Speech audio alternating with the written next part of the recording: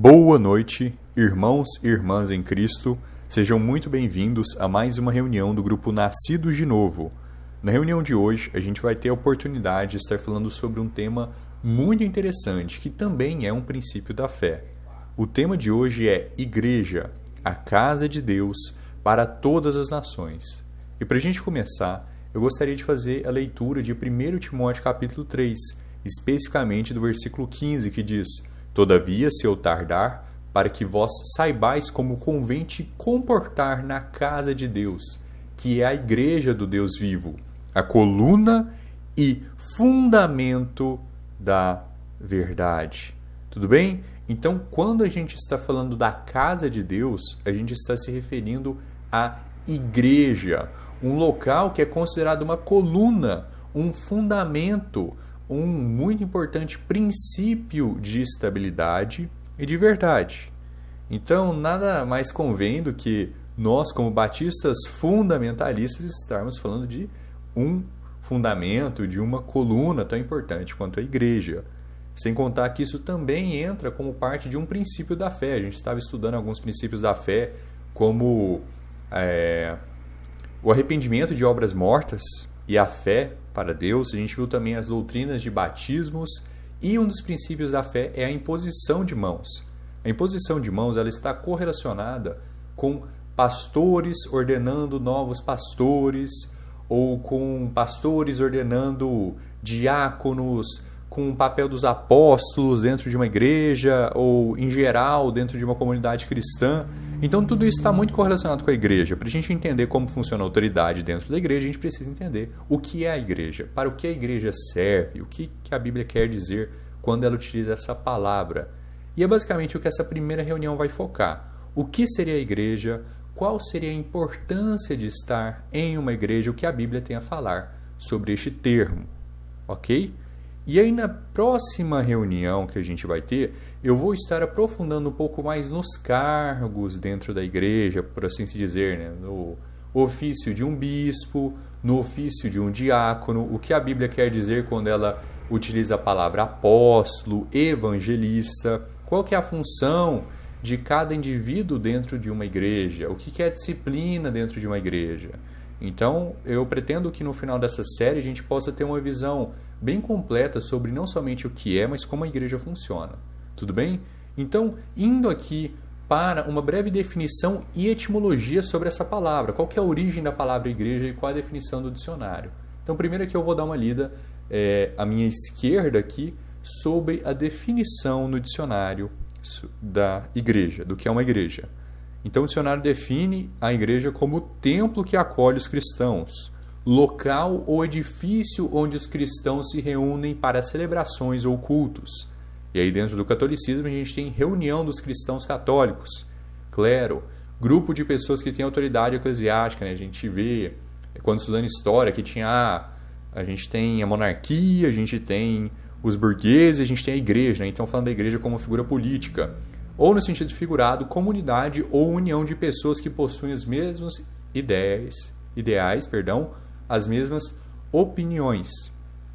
Então é muito importante a gente entender o real significado de igreja, porque todos as primeiras definições aqui, as primeiras explicações, elas fogem bastante da real definição. Quando alguém pensa em igreja, é bem fácil a gente pensar o que essa ilustração está mostrando aqui, nesse templo, nessa construção. Só que a gente precisa entender que igreja não quer dizer templo. Igreja não quer dizer um local físico. A etimologia dessa palavra é uma etimologia grega, vem de ecclesia, que quer dizer assembleia por convocação, assembleia de fiéis. Que aí vem pelo latim, ecclesia, ecclesiae, assembleia, reunião, igreja. Então, igreja é sinônimo de quê? Assembleia. Ou seja, quando estamos falando de igreja, a gente não está falando sobre o templo, sobre o local, sobre a construção, mas a gente está falando sim sobre as pessoas que estão reunidas nesse edifício, nesse local, nessa construção. Tudo bem? É muito mais do que uma construção, a igreja. É uma assembleia, é uma comunidade que envolve homens, que envolve mulheres e envolve também crianças. Todos esses integrantes que são parentes de certa forma, eles pertencem todos a uma mesma família. mas não é uma família física. É uma família espiritual, uma família de salvos, de filhos de Deus, que são, então, os irmãos em Cristo. É importante a gente entender que a igreja, ela tem sim uma liderança física, uma liderança humana, que é dada por Deus. E essa liderança é composta de pastores, ou pregadores, ou apóstolos, e a gente vai poder estar aprendendo mais sobre essas definições na próxima reunião, mas já acho interessante estipular que essa liderança ela é bíblica, ela é algo que a Bíblia institui, e o número de integrantes dentro dessa assembleia, dentro dessa congregação, ele é muito variado, ok? Ele pode ser um número enorme de pessoas ou ele pode ser um número muito pequeno. E aqui eu trouxe 3 exemplos de textos que falam os 3 sobre igrejas, só que em contextos. Eu falando aqui as pessoas que estavam dentro dessa igreja, o número de pessoas que compunham essa igreja é bem diferentes. Então vamos fazer a leitura aqui em Atos capítulo 2, de uma das primeiras menções que a gente tem da igreja no livro de Atos, que menciona muito essa assembleia, essa congregação, como que os membros estão sendo adicionados, enfim. Atos capítulo 2, versículo 40. E com muitas outras palavras ele testificava e os exortava, dizendo: salvai-vos desta geração perversa. Então os que alegremente receberam a sua palavra foram batizados, e naquele dia acrescentaram-se em torno de 3.000 almas. E eles continuaram firmemente na doutrina dos apóstolos, e na comunhão, e no partir do pão, e nas orações, e sobreveio temor a toda a alma. E muitas maravilhas e sinais eram feitos pelos apóstolos. E todos que criam estavam juntos e tinham todas as coisas em comum. E vendiam suas propriedades e bens, e repartiam com todos os homens, conforme cada homem necessitava. E eles, perseverando diariamente em comum acordo no templo, e partindo pão de casa em casa, comiam seu alimento com alegria e singeleza de coração, louvando a Deus e tendo favor de todo o povo. E o Senhor acrescentava diariamente à igreja os que estavam sendo salvos. Então aqui a gente tem um exemplo muito legal, muito interessante, de uma das primeiras igrejas que a gente tem logo após a ressurreição de Cristo. Aqui é um evento que acontece logo após o dia de Pentecostes, onde os apóstolos, onde os discípulos são batizados com o Espírito Santo. Então a gente tem aqui eles pregando em outras línguas, em línguas estrangeiras, pessoas sendo convertidas e um grande número de pessoas sendo adicionadas à igreja, se acrescentando à igreja. Todos aqui em comum acordo e uma grande união, chegando ao ponto de vender seus próprios bens para poder ajudar os outros que estavam dentro da igreja, todos podendo ter o que necessitava, seja alimento, seja vestimenta, todos trabalhando juntos. A gente tem também outro exemplo bem interessante aqui em Romanos capítulo 16, de uma igreja cuja localização é um tanto quanto peculiar para a definição que a maioria das pessoas tem quando se fala em uma igreja. Romanos capítulo 16, versículo 1. Recomendo-vos Febe, nossa irmã, que é serva da igreja que está em Crenceia, para que a recebais no Senhor, como convém aos santos, e para que a ajudeis em qualquer coisa que ela de vós necessitar, porque ela tem sido ajudadora de muitos, e também de mim.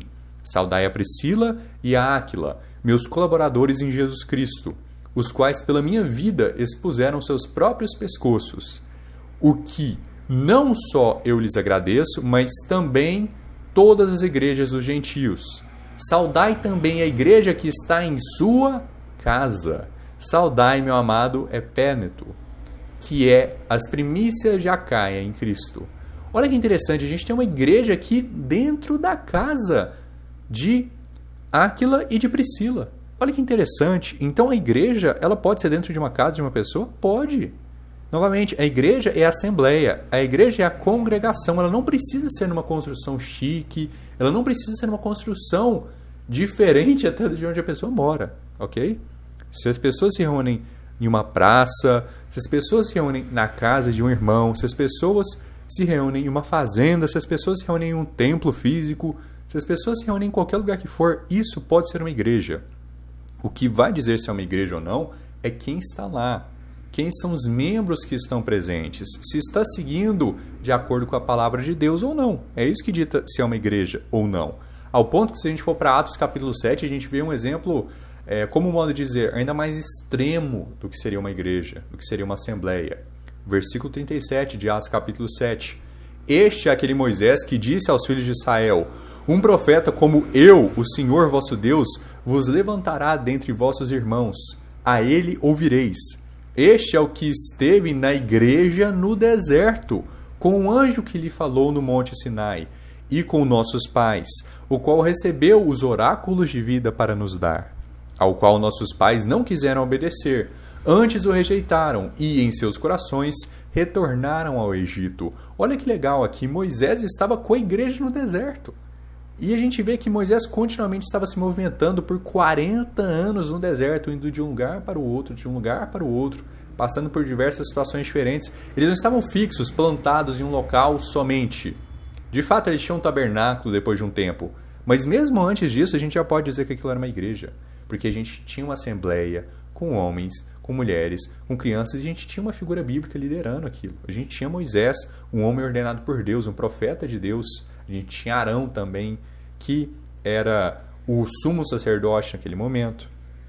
E ambos, a gente tem também até a irmã de Moisés, que também estava nesse momento servindo como uma liderança mais para o público feminino, mas ainda assim, os três a gente vê que estavam auxiliando a guiar o rebanho de Deus. Tudo bem? E aqui eu gostaria de trazer uma ilustração bem simples mesmo, mas que dá para a gente ajudar a tirar um pouco da cabeça essa noção de que a igreja é o templo, a igreja é a construção, a igreja é o edifício. Porque eu pessoalmente já vi muitas vezes católicos, especialmente ortodoxos, que são os que, falando assim de denominações que se consideram cristãs, têm os maiores e mais bonitos fisicamente, os templos mais cheios de minérios preciosos e de arquiteturas maiores. A gente tem aqui a igreja da Sagrada Família, se não me engano o nome, em Barcelona, gigantesco. Eu trouxe até essa imagem aqui que não dá para ver muitos detalhes da igreja, mas é para demonstrar a escala que é quando comparado com o restante da cidade. É algo imenso em tamanho, é algo cheio de detalhes e esculturas com maior cuidado. Imagina a quantidade de dinheiro que estava envolvido nesse templo. E a gente tem aqui ao lado a igreja Faithful Word Baptist Church, Palavra Fiel, aqui do pastor Steven Anderson, que é, hoje em dia, um dos pastores mais reconhecidos acerca do movimento dos novos batistas fundamentalistas. Eu, pessoalmente, fui salvo por ele. Ok? Eu não falo pessoalmente que ele pregou o evangelho para mim e eu estava lá um a um. Eu ouvi um sermão dele, através disso eu conheci o evangelho, eu conheci esse movimento e a partir disso eu fui salvo. Ok? Isso fui eu, foi a minha experiência de conhecer o evangelho, foi através da igreja dele. E olha o templo exteriormente. Isso é numa espécie de shopping na cidade.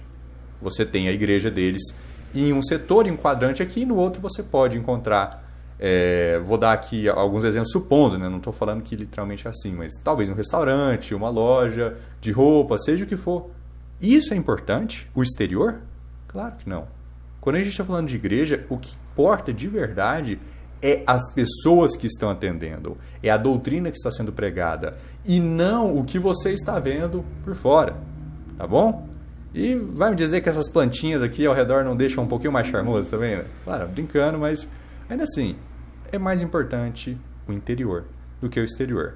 E eu trouxe aqui alguns versículos também para a gente poder entender essa questão, que a Bíblia nos avisa, que a Bíblia nos fala para tomar cuidado com essa visão somente da beleza externa. Marcos capítulo 3 diz, no versículo 1, e quando ele saía do templo, disse-lhe um dos seus discípulos, Mestre, vê que tipo de pedras e que construções estão aqui. E respondendo Jesus, disse-lhe, vês estas grandes construções? Não se deixará aqui uma pedra sobre outra que não seja derrubada. Nossa, mas a construção aqui, de fato tem pedras bonitas, de fato tem pedras de alto valor. Não vai ser deixado uma sobre a outra. Está sendo pregado aqui falsas doutrinas, um falso Cristo, uma falsa noção de Deus, um falso evangelho. Nada importa então ser a maior igreja do mundo, ser considerada a igreja mais bela do mundo, ser a igreja com maior atendência, com maior público no mundo. Se não for de acordo com a palavra de Deus, de nada serve. Tudo bem? não tem valor nenhum. É melhor você se encontrar numa praça, numa floresta, num deserto. Como no caso de Moisés, é melhor você estar no deserto movendo de um lugar para o outro, estando próximo da palavra de Deus, estando próximo da vontade de Deus, do que numa igreja gigantesca que ensina mentiras. A gente precisa se lembrar que Lúcifer também era um anjo extremamente belo. E diz, do que aproveitou isso para ele? Isso ajudou ele a não ser expulso do céu, a não se tornar um anjo caído? Claro que não. Ezequiel, capítulo 28, diz: Tu estiveste no Éden, o jardim de Deus. Toda a pedra preciosa era a tua cobertura: sardônia, topázio, diamante, turquesa, ônix, jaspe, safira, carbúnculo, esmeralda e ouro. Pedras extremamente bonitas. Os trabalhos de teus pandeiros e das tuas flautas foram preparados em ti no dia em que foste criado. Então, até um som aqui que pode até ser agradável aos ouvidos. Então, não somente uma visão exterior agradável aos olhos, mas também um som, uma música bela associado aqui com esse querubim cobridor. Porém, o que aconteceu? Versículo 16. Por causa da amplitude das tuas contratações foste cheio de iniquidades e pecaste. Por isso eu te lançarei como profano para fora do monte de Deus. Eu te destruo, ó querubim cobridor, do meio das pedras de fogo. Do que adiantou toda a beleza de Lúcifer do dia em quando ele se rebelou contra Deus? Nada. Ok? Isso tudo também me faz lembrar muito de Ageu capítulo 2, no versículo 3, que diz: Quem dentre os que permaneceram viu esta casa na sua primeira glória? E como a vedes agora? Isto não é como nada aos vossos olhos? E aqui em Ageu a gente tem um contexto onde o povo está retornando do cativeiro. Então o primeiro templo foi destruído, o segundo foi reconstruído, e por mais que o segundo fosse também um templo muito grande, um templo muito bonito, quando comparado com o primeiro que Salomão construiu, não é nada. Ok? Em comparação em beleza, em algo exterior, ok? Em algo relacionado com a arquitetura. Porém, até Deus reconhece isso. Como vedes agora, isso não é como nada aos vossos olhos. Mas olha o que a Bíblia diz. Mas agora ser forte, ó Zorobabel, diz o Senhor, ser forte, ó Josué, filho de Josadaque, sumo sacerdote, ser forte todo o povo da terra, diz o Senhor, e trabalhai, pois eu sou convosco, diz o Senhor dos Exércitos. O quão melhor é ouvir isso, que Deus está conosco, do que eu estou coberto de sardônia, de topázio, de diamante. É muito melhor ter o apoio de Deus. Afinal, versículo 8 diz: A prata é minha e o ouro é meu, diz o Senhor dos Exércitos. A glória desta última casa será maior do que a da primeira, diz o Senhor dos Exércitos. E neste lugar darei a paz, diz o Senhor dos Exércitos. Por que a glória do segundo templo foi maior do que o primeiro? No segundo templo, Jesus fisicamente estava lá, ensinando no templo constantemente. Quão maior não foi a glória desse segundo templo, que pode até ser menor, não ter uma aparência tão bela quanto o primeiro, mas quão grande não foi a glória do segundo templo comparado com o primeiro. Quão grande não é a glória da Igreja Batista, Palavra Fiel, comparada com essa Igreja Igreja Católica Sagrada Família. Por mais que exteriormente elas sejam muito diferentes, o que importa de verdade é onde Jesus está. O que importa de verdade é onde Deus está presente, onde Deus está ajudando, onde está a vontade do Senhor. E Mateus capítulo 18 diz: Porque onde estiverem 2 ou 3 reunidos em meu nome, ali estou eu no meio deles. As pessoas nas igrejas católicas não estão reunidas em nome de Cristo. As pessoas na Igreja Brasil para Cristo não estão reunidas no nome de Cristo. As pessoas na Igreja dos Testemunhos de Jeová, nas igrejas dos Mormons, nas igrejas da UDV, seja do culto que for, da denominação que for, da religião que for, por mais que eles clamem o nome de Cristo na própria denominação deles, eles não estão reunidos em verdade no nome de Cristo, porque eles ensinam um outro Deus, um outro evangelho, um falso Cristo. Então o importante é a gente estar onde Deus está, tudo bem? A gente está reunido onde as pessoas que acreditam em Deus em verdade estão reunidas. E agora eu gostaria de também mostrar aqui para vocês que estão participando dessa reunião, que estão assistindo esse vídeo, outra doutrina muito importante que a gente precisa compreender acerca da autonomia de cada igreja local. Porque a gente acaba, muitas das vezes também, tomando uma falsa doutrina, assumindo que quase que automaticamente esse conceito de uma igreja universal aqui na Terra, que é um conceito que a igreja católica utiliza. Né? O católico está muito relacionado com esse conceito de universal. A gente pensa, a igreja como uma entidade que... A gente está falando de uma igreja, ela é idêntica a todas as outras igrejas que tem em todos os outros lugares daquela denominação. Dentro da própria Bíblia, a gente vê que igrejas estão presentes. Igrejas em locais diferentes. A gente viu aqui que tem até públicos, a quantidade de pessoas envolvidas em locais, em situações diferentes acontecendo também. Então, a gente não pode ter essa noção, essa ideia de que eu que estou aqui numa igreja na cidade de Campo Belo, estou congregando com o pessoal que está na igreja Faith Word Baptist Church em Arizona. Não faz nenhum sentido isso. Eles estão congregados lá, em nome de Cristo. Eu estou congregado aqui, em nome de Cristo. Porém, a gente não está congregando junto ao mesmo tempo. Porque para eu estar congregado, eu preciso estar reunido, ok? Com a pessoa fisicamente naquele momento. É muito importante a gente entender isso, ok? Não quer dizer que eles não estão servindo a Deus ou que a gente não está servindo a Deus porque a gente não está nessa cadeia interconectada, mas ao mesmo tempo, a gente, mesmo separado fisicamente, a gente está servindo ao mesmo Deus, ok? Para ser uma igreja, a gente precisa estar presente, a gente precisa estar congregado, a gente precisa estar formando essa assembleia. E a partir disso, a gente tem essa independência de cada igreja, onde as ações que uma igreja comete não obrigatoriamente vão impactar na performance ou nas atitudes que outra igreja tem. A gente vê isso muito em Apocalipse, onde a gente tem essas mensagens sendo enviadas para várias igrejas de locais diferentes.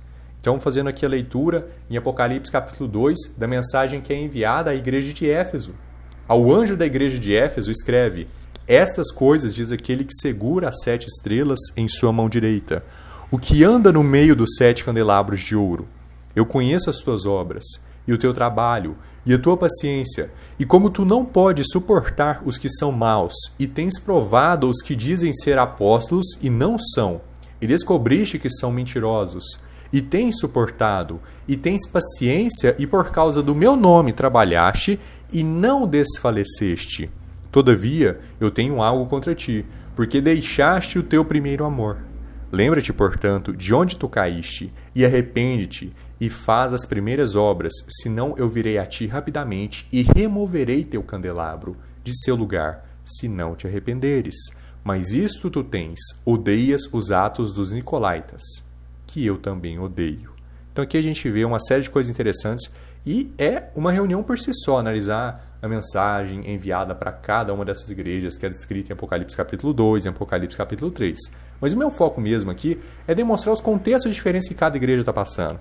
Por quê? Se a gente parar para ver a igreja católica, a gente vai até ver, de certa forma, um calendário que funciona, às vezes em uma escala mais regional, por exemplo, aqui do Brasil, e às vezes até numa escala universal mesmo, em toda a igreja católica, em tal época do ano, tais passagens vão ser pregadas, ou tal texto vai ser lido, tudo bem? Seja em todas as igrejas do Brasil, ou seja de uma forma mais geral em todas as igrejas que são católicas. E outras denominações também podem fazer uso disso, ok? E é importante a gente entender que a gente precisa ter uma autonomia nos pastores, nos líderes religiosos de cada igreja, para pregar acerca das coisas que estão afetando aquela igreja naquele momento. Então pode sim ser danoso, de certa forma, a gente ter essa unificação de pregação, porque a gente tira um pouco dessa pessoalidade, dessa atenção aos momentos que a igreja está passando, aos problemas naquele presente momento que cada igreja individual está passando. Se a gente ler sobre a Esmirna, a gente vai ver que são outras situações que a igreja precisa melhorar. E os problemas da igreja de Éfeso são da igreja de Éfeso. Os problemas que a igreja de Esmirna está passando são outros. Então, uma pregação é necessária para a igreja de Esmirna e outra pregação é necessária para a igreja de Éfeso. Deu para entender esse contexto? E também aqui a gente vê que há uma ameaça, há um aviso sendo feito aqui para a igreja de Éfeso, que se eles não retornarem com esse primeiro amor, que eu acredito que seja o evangelismo, que seja pregar o evangelho para toda criatura, que é a primeira coisa que a gente faz para quem não é salvo, para quem não conhece a Deus. O primeiro ato mesmo de amor que a gente demonstra para todas as pessoas, para todos os perdidos, para todas aquelas pessoas que ainda não são salvas. Se eles não fizerem isso, se eles não mudarem isso, eles vão perder o candelabro deles. Basicamente, eles deixariam de ser uma igreja legítima aos olhos de Deus. Então aqui a gente vê também algo muito importante para uma igreja, que é o evangelismo, que é ganhar almas, que é pregar o evangelho, levar o conhecimento de Deus para a população. E há a possibilidade da igreja de Éfeso deixar de ser uma igreja legítima. Isso afeta a igreja de Esmirna? Não. Isso afeta a igreja dos Laodicenses? Não. Talvez, em uma escala maior, você pode até dizer que afete, no sentido de que o nome de Deus pode ser blasfemado na região de Éfeso por conta dos atos ruins da igreja de Éfeso. Ok, essa interpretação é válida. Mas a gente não pode dizer que tem obrigatoriamente uma teia universal dessa noção, assim, dessa entidade, onde uma igreja é dependente, codependente da outra. Não. Ok? Elas são independentes, elas são autônomas.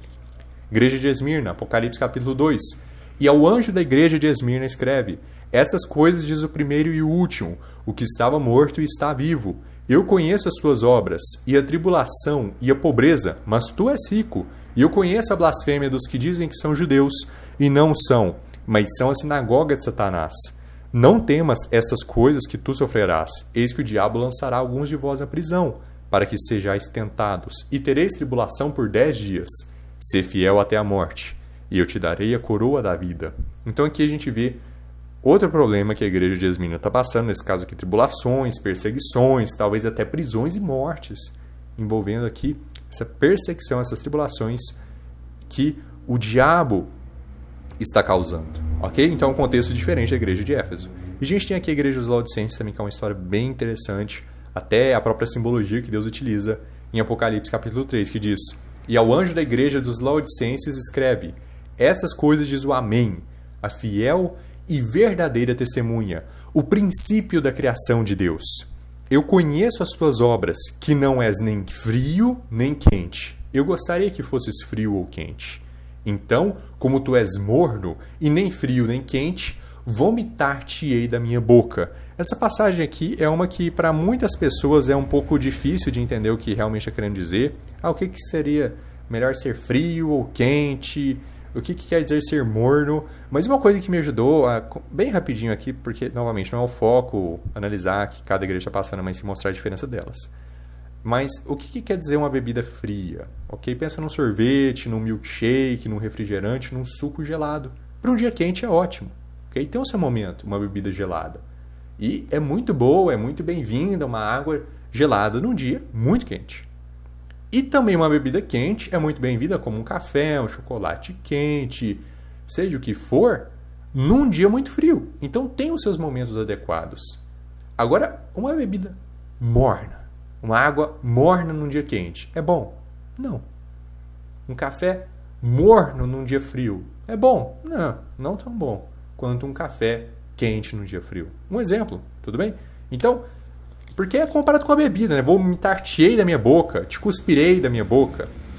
Então é esse o contexto. O frio serve para algumas coisas, o quente para outras. Era melhor que você ou fosse quente ou você fosse frio, mas você não é nada. Você é morno. Você não é nem bom nisso, nem naquilo. É esse o contexto dessa comparação que está sendo feita. Porque tu dizes, eu sou rico e cheio de bens. Vejamos a contradição. Mesmo ele sendo morno, ele se diz rico, essa igreja, e cheio de bens. E não tenho necessidade de nada. E não sabes que és um desgraçado e miserável e pobre e cego e nu. Aconselho-te comprar de mim ouro refinado no fogo, para que tu sejas rico, e vestes brancas, para que te vistas, e que a vergonha da tua nudez não apareça, e que unjas teus olhos com colírio, para que possas ver.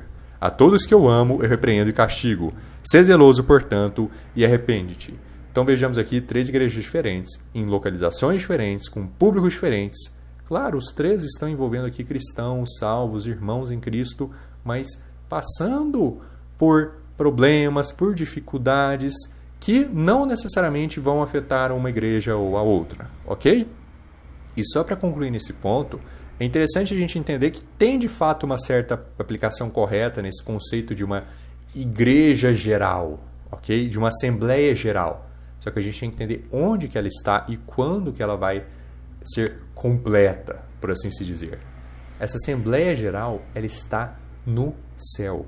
Vamos aqui para Hebreus capítulo 12. Portanto, visto que nós também estamos rodeados de uma tão grande nuvem de testemunhas, deixemos de lado todo o peso e o pecado que tão de perto nos rodeia, e corramos com paciência a corrida que está proposta diante de nós, porque não chegastes a um monte que possa ser tocado, queimado com fogo, nem ao negrume, a escuridão e a tempestade, e ao som de uma trombeta, e à voz das palavras, a qual os que a ouviram pediram que se não falasse mais, que se lhes não falasse mais, porque não podiam suportar o que se lhes ordenava. E se até um animal tocar o monte, será apedrejado ou transpassado com um dardo.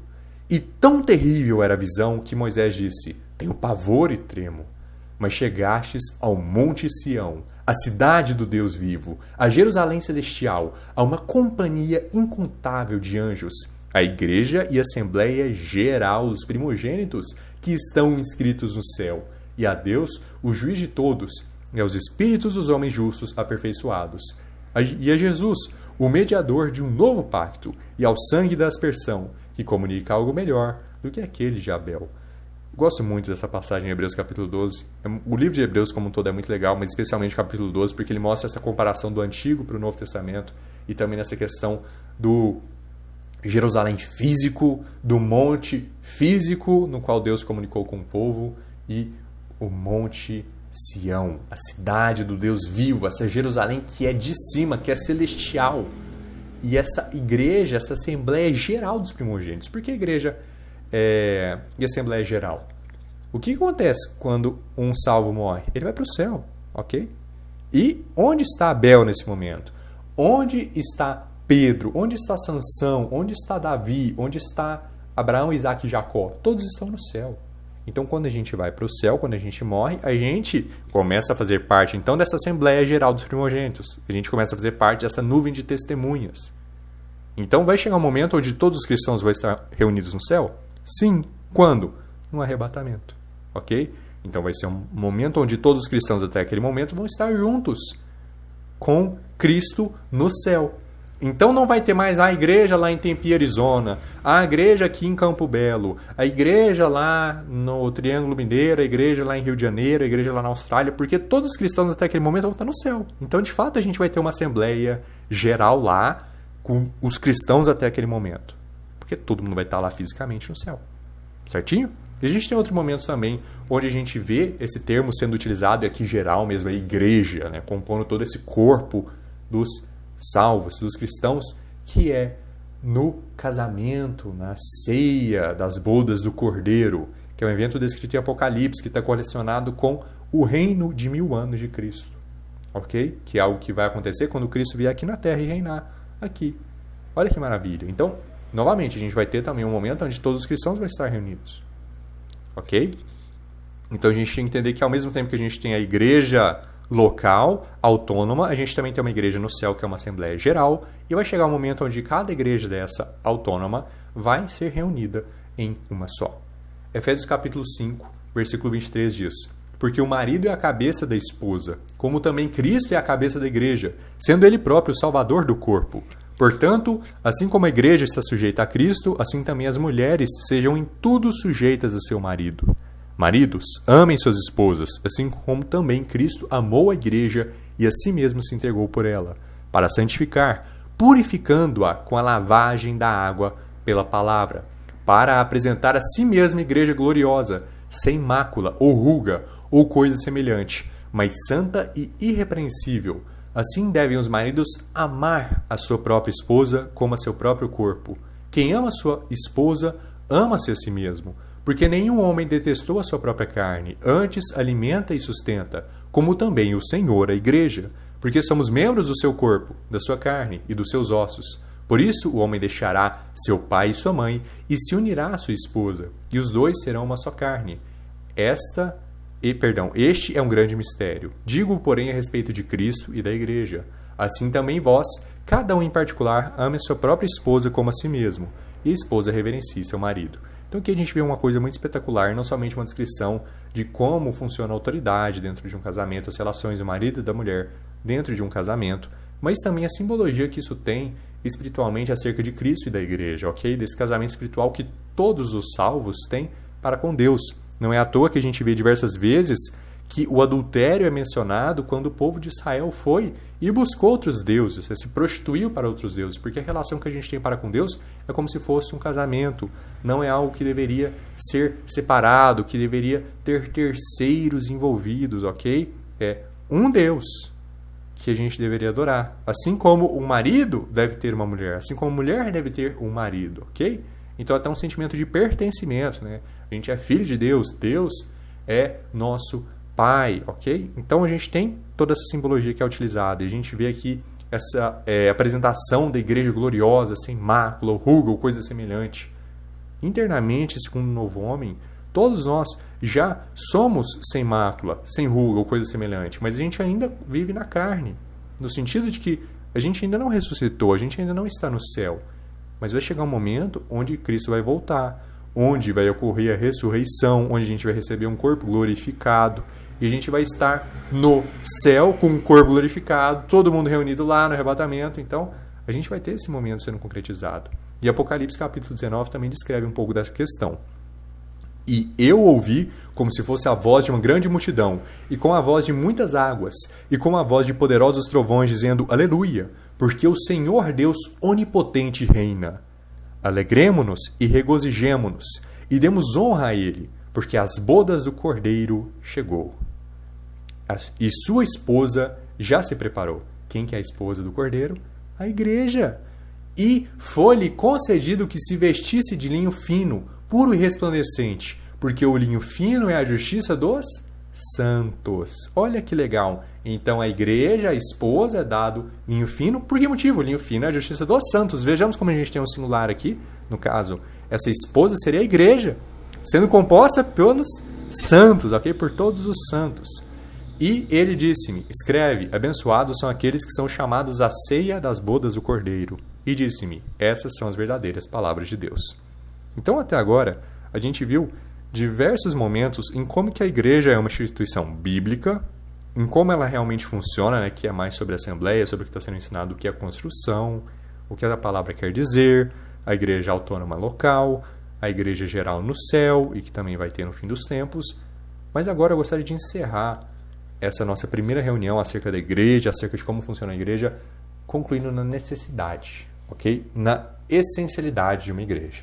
E já digo aqui de antemão que eu entendo que, especialmente aqui no Brasil, a gente não tem muitas igrejas batistas palavras fiéis por aí, no sentido que a gente não tem igrejas em todas as cidades, em todas as localidades que pregam o verdadeiro evangelho, uma vez salvo, sempre salvo, que pregam a Trindade, que pregam que a salvação é unicamente pela fé, que pregam que a Bíblia é a palavra de Deus, que usam uma Bíblia legal, uma Bíblia que tem uma tradução boa, que pregam o evangelho. A gente não tem muitas igrejas aqui. É uma raridade, é difícil de encontrar. A gente tem muitas igrejas calvinistas aqui, a gente tem muitas igrejas que pregam falsos evangelhos aqui, que não evangelizam, que fazem tudo o contrário do que eu mencionei.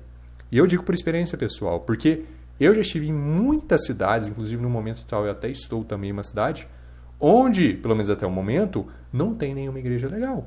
No sentido de que é uma igreja que prega um evangelho correto, ok? Então até tem igrejas que dizem pregar somente pela fé. Aí você vai examinar um pouco mais a fundo e a pessoa fala: não, mas se não tiver as obras envolvidas, então você não é salvo. Então é difícil isso, né? E eu não acredito que Deus esteja bravo com aquelas pessoas que moram numa cidade que não tem uma igreja que serve a Deus, ok? O pecado é quando a gente vê o bem, é quando a gente pode fazer o bem e não faz.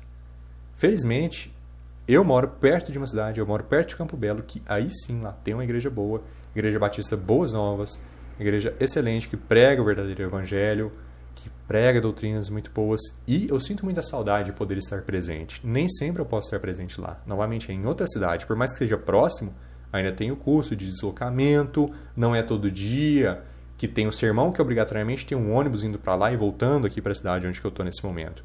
Então, pode ser que aconteça isso, que outra pessoa que esteja participando dessa reunião ou que acabe assistindo esse vídeo também passe por essa situação, onde a gente não pode estar fisicamente numa igreja. Isso vai fazer uma falta na gente, isso vai ter um impacto na nossa performance. Mas existe uma forma em que a gente pode, pelo menos um pouco, não completamente, mas um pouco, suprimir essa carência que a gente tem, essa carência suplementar, né? Quando a pessoa não está se alimentando bem, ela precisa, de certa forma, tomar umas vitaminas para ela não ficar sem aquela vitamina que ela precisa. Então, aquele nutriente, aquela proteína, seja o que for, tudo bem? Então, ela precisa de um complemento alimentar. E o que seria esse complemento alimentar aqui no caso da falta de uma igreja física para a gente ir? Assistir sermões online, ok? De pastores que pregam a palavra de Deus, que ensinam doutrinas verdadeiras. Não é a mesma coisa, você não está lá fisicamente, mas ainda assim você pode aprender mais, ok? O que eu acho que é incorreto nesse caso seria se eu, por exemplo, tivesse vários pastores pregando o evangelho online, o que tem, isso tem, especialmente nos países dos Estados Unidos, países falando essa língua inglesa, na Inglaterra tem alguns também, e eu deixasse de assistir eles, falasse, não tem igreja nenhuma próxima aqui perto de mim e eu também não vou assistir sermões. Aí eu acredito que eu já estou fazendo um grande erro, um grande pecado, ok?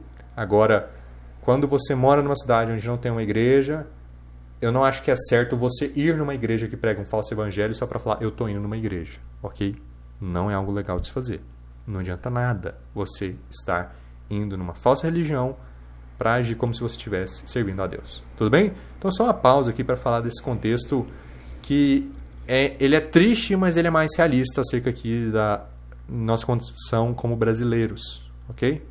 Tem poucas igrejas que pregam doutrinas corretas aqui no Brasil, pelo menos no momento. Espero que, pelos anos futuros, a gente possa fazer uma diferença e que a gente possa ter em cada cidade uma igreja que prega salvação somente pela fé, vida eterna, trindade, que a Bíblia é a palavra de Deus e vários outros fundamentos muito importantes. Tudo bem? Vamos fazer parte desse movimento, dessa mudança que vai acontecer aqui no Brasil. João capítulo 10 diz, na verdade eu vos digo, aquele que não entra pela porta no aprisco das ovelhas, mas sobe por outros caminhos, esse é ladrão e salteador. Mas o que entra pela porta é o pastor das ovelhas. A este o porteiro abre, e as ovelhas ouvem a sua voz. E ele chama as suas próprias ovelhas pelo nome, e as conduz para fora.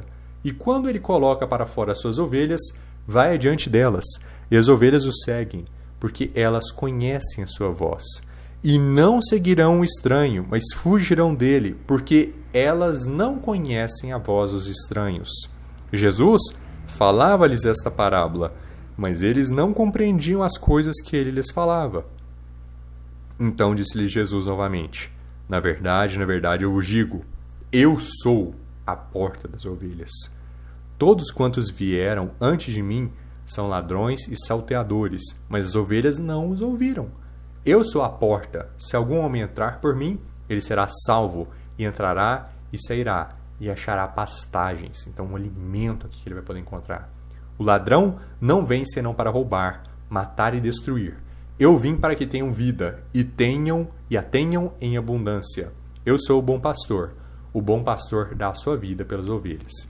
Então aqui a gente tem também um excelente exemplo de uma igreja aqui, onde a gente tem um bom pastor, onde a gente tem Jesus Cristo, onde a gente tem aqui o nosso Salvador, ensinando, pregando, avisando contra a hipocrisia dos fariseus, contra as falsas doutrinas, contra as enganações, contra substituir o mandamento de Deus pelo mandamento de homens. Então aqui a gente já tem também vários ensinamentos, a gente vê mulheres, a gente vê homens, a gente vê crianças seguindo a Cristo. A gente vê uma igreja aqui com Cristo também, ok? Uma grande congregação de discípulos e até pessoas que nem acreditavam em Deus, que estavam lá só para buscar alguma coisa para acusar Jesus, que faziam parte dessa assembleia que estava próxima de Cristo.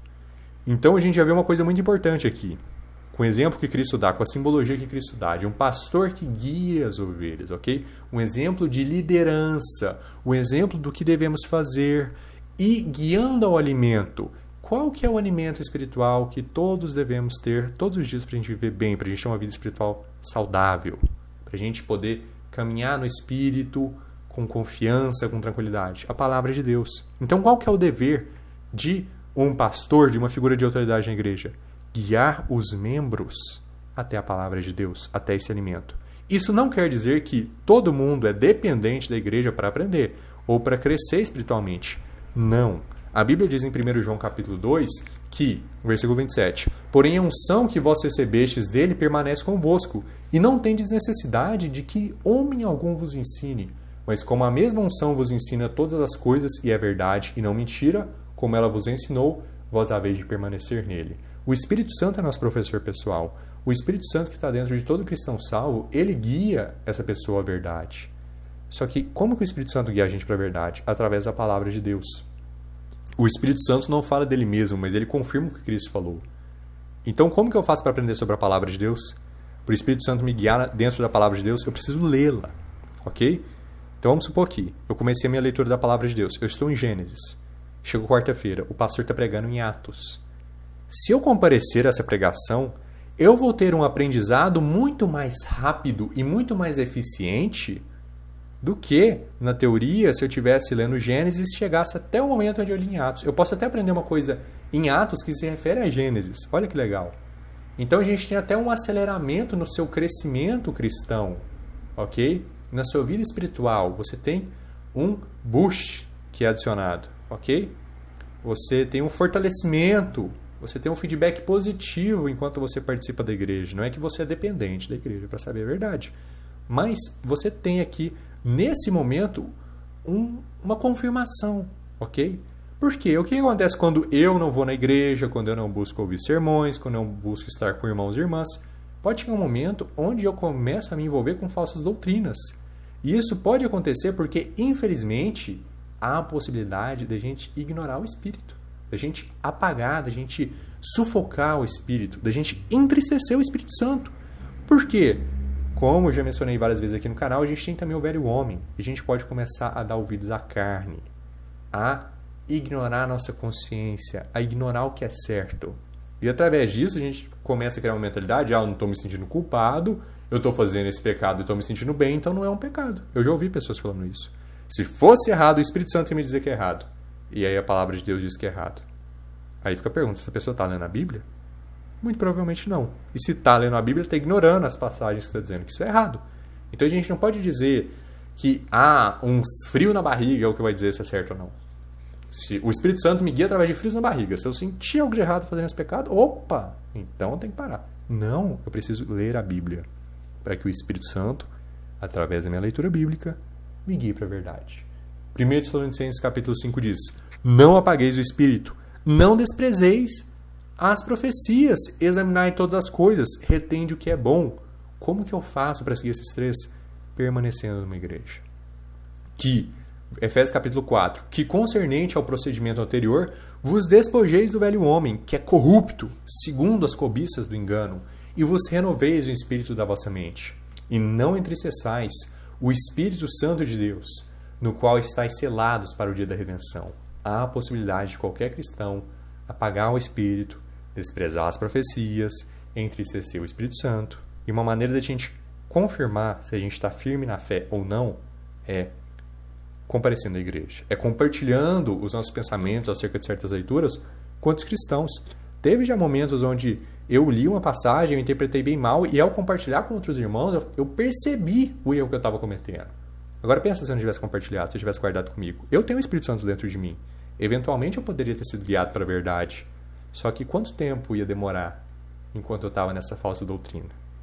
Quantas outras falsas doutrinas também não poderiam estar chegando a partir disso? Entendem como pode virar um efeito de bola de neve? Então a gente precisa entender o que significa esse verdadeiro provérbio. Provérbios capítulo 27. O ferro afia o ferro, assim também um homem afia o semblante de seu amigo. O importante de eu ir na igreja é eu ouvir o que o pastor está dizendo e eu utilizar a Bíblia, eu utilizar essa ajuda do Espírito Santo para confirmar se o que o pastor está falando é verdade ou não. Ok? Então, nesse momento, é como se eu estivesse afiando o pastor. E o pastor vai estar buscando pregar a verdade e ensinar para mim. Então, ele está me afiando através desse compartilhamento de informações. Então, um afia o outro. Um confirma o que o outro está aprendendo, o que o outro está ensinando. Vejamos como é importante que haja essa participação. É um pecado a gente deixar de ir na igreja quando a gente pode, ok? A gente abandonar a assembleia. Tem pessoas que moram em cidades que têm ótimas igrejas e mesmo assim não vão. Eu acho isso um absurdo. Eu acho isso realmente um desrespeito. Porque eu faço parte do grupo que quer ir na igreja, mas não tem uma igreja próxima, assim, na mesma cidade. E não é a primeira cidade que eu vou que não tem igreja. Eu já tive a oportunidade de morar em outras cidades e busquei, fui atrás e mesmo assim decepcionei. Permaneci em algumas igrejas que ensinavam mentiras grandes e não eram, claro, à luz do dia o que eles ensinaram, eles escondiam. Enfim, todo tipo de situação. Não vou entrar muito nos assuntos pessoais até por conta do tempo da reunião.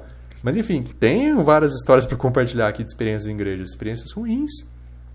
Foi difícil até achar uma igreja boa. E, infelizmente, não é na mesma cidade que eu moro, no momento.